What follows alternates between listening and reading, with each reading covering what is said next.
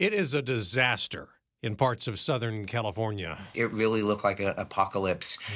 You couldn't see. There was spot fires everywhere. There was trees coming down literally as we were driving, and multiple houses on fire. And Pasadena Fire Chief Chad Augustin tells Fox there's nothing they could do. We could have another 500 firefighters here on this incident, and we still wouldn't be able to stop this fire. There were several wildfires that scorched the Los Angeles area, going out of control for hours, burning down a lot of homes and businesses. Burning up the hillside, the palm trees, everything's going. And she and thousands of others fled their homes in an evacuation that snarled traffic. I've never seen anything. Fires were this close to the cars. People left their cars on Palisades Drive. Some ran away from their cars as the flames closed in. Fire is moving so fast and just exploding because of the wind. It's intense, and you don't know what's going to happen. And he's talking about Santa Ana winds that in some areas were around 100 miles an hour. Santa Ana winds, they actually peak in December. You think this is the rainy season, and yes, this is the rainy season as well, but we get December, January strong winds. Craig Hererra is a meteorologist for Fox Weather. We haven't seen winds like this since 2011, so it's been at least 14 years where we've had this type of significant event. Okay, why are they Santa Ana? What is it? Santa Ana winds, the winds that come off of the mountains, the Santa Ana Mountains, so it's regional, based on the Santa Ana Mountains in Southern California. If you get them in the Bay Area, they're called Diablo winds off of the Diablo Mountains. Okay. The Sierra Mountains, they're called Mono winds because of Mono County. All right, so the Santa Ana winds come through. Mm-hmm. But we're talking about, in some places, 100 mile an hour. That's hurricane. Is that Category 2? Category 2 hurricane force gusts, yeah. When you talk hurricane, you're talking sustained, but a gust up to 100 miles per hour or so is significant. And the reason being, there's a tight pressure gradient. And the best way to describe it, I think, is if you walk between two buildings and you're shielded from the wind on either side of a building, then you walk right between the buildings where the air is funneled, essentially what's happening on a big scale. Oh, I'm in New York. I know what that feels like. You know what that feels Yeah. like. You've got clockwise rotation over Nevada, counterclockwise rotation over Phoenix and Arizona. The two combined coming together, giving you the wind tunnel effect over Southern California. Okay. Then you factor in the mountains and the valleys and all of the canyons, and those winds are just rushing all throughout the area. And that is a hot, dry, compressing wind. There is no marine layer. There is nothing to, we talk about the fog in Southern California. It's non-existent Okay. when you have offshore winds. So once a fire gets sparked, those winds are like a blowtorch. Absolutely. It's dry wind. Relative humidity is down to 15 to 20% in some cases, and that's exactly what it is. And if it's a little bit hotter, it's going to be warmer. I mean, temperatures are into the 50s. The heat compresses as it goes, the wind compresses, and it heats up as it comes down the mountains. So, yeah, it's a hot, dry wind. All right, so we get the first fire, right?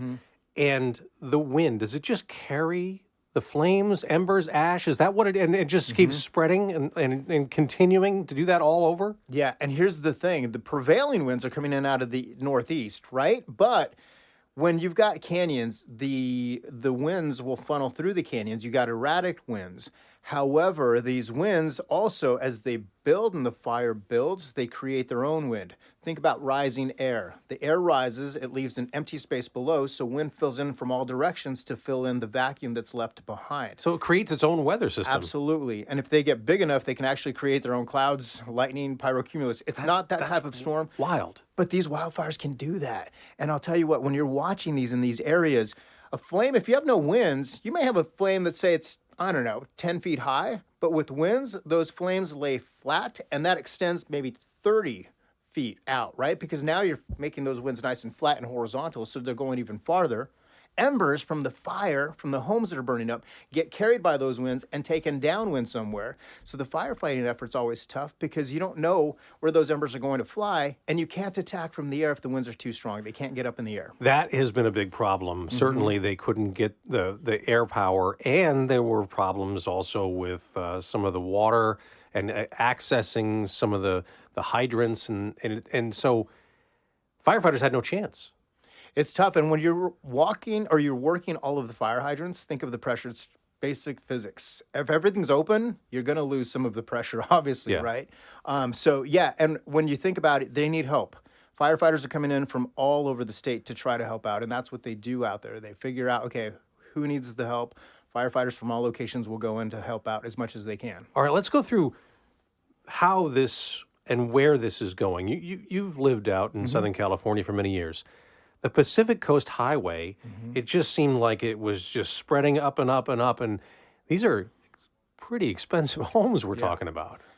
Easily $5 million to begin with and higher than that.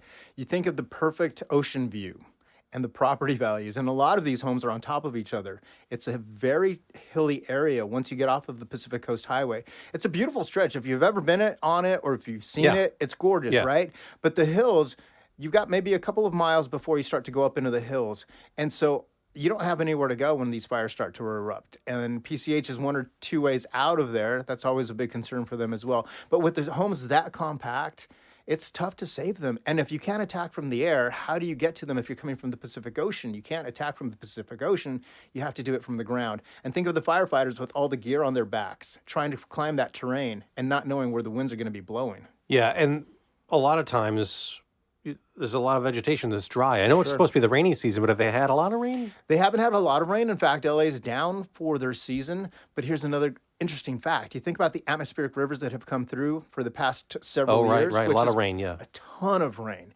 They did great for about 3 years or so. But all of that led to further vegetation growth. So you have layer upon layer, year after year, that has dried out. And if you don't dry or clear all of that out, and how can you? It's so much. Right. Then once a fire goes up, it all burns. And you've got layer upon layer. Okay.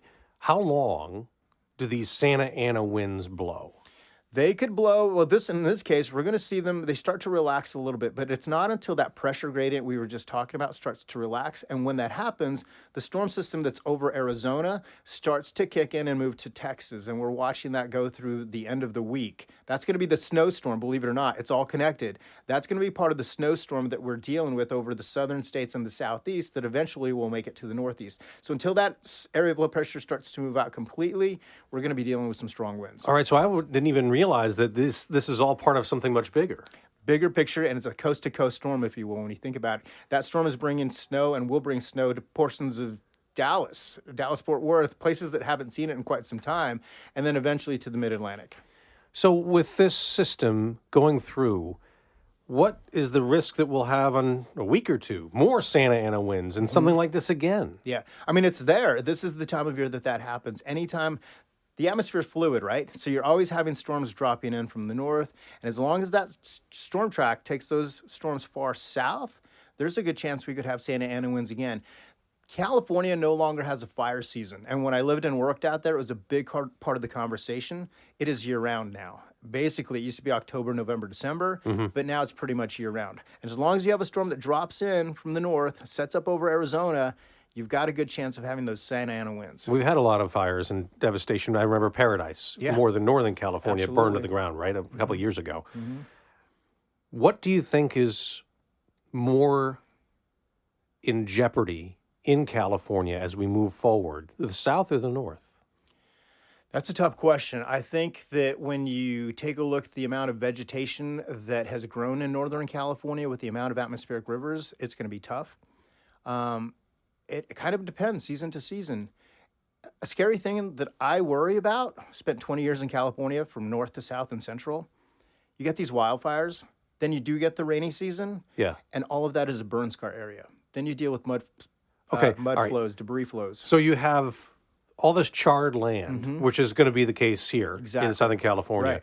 Then you have the risk of the next possible devastation. Which would be possible flooding, debris flows, mudslides, which we saw in Montecito. It happens year after year. So what are they? It'll take. How do you stop this cycle? You can't. It's going to take 4 to 5 years to get the vegetation back in the areas that burn before you can actually have the ground absorb the water that falls. But in that time, how many atmospheric rivers come through? How many storms come through?